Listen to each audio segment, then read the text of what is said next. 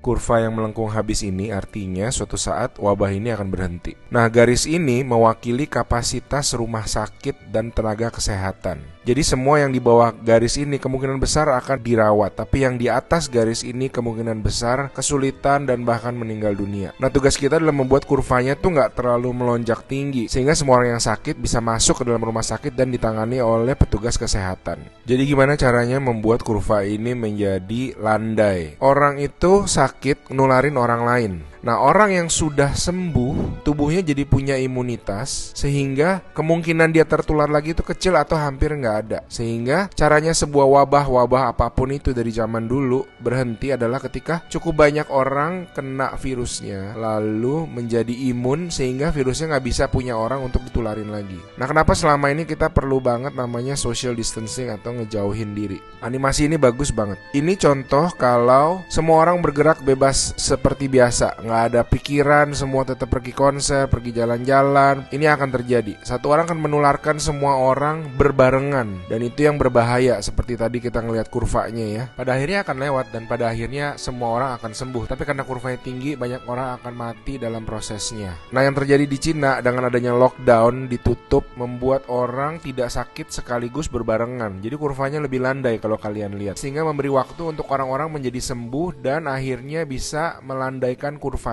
Nah, sekarang kita lihat kalau kita lakukan namanya social distancing, yaitu kalau nggak harus banget, nggak usah pergi keluar. Kalau nggak penting-penting banget, nggak usah ketemu temen, nggak usah ada social function, semuanya ditunda dulu. Kita lihat apa yang terjadi.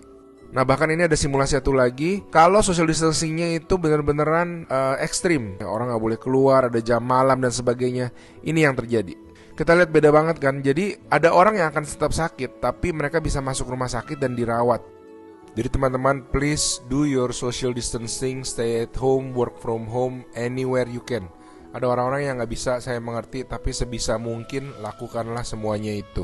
A good way of doing it is to imagine that you do have the virus, yeah, and change your behavior so that you're not transmitting it.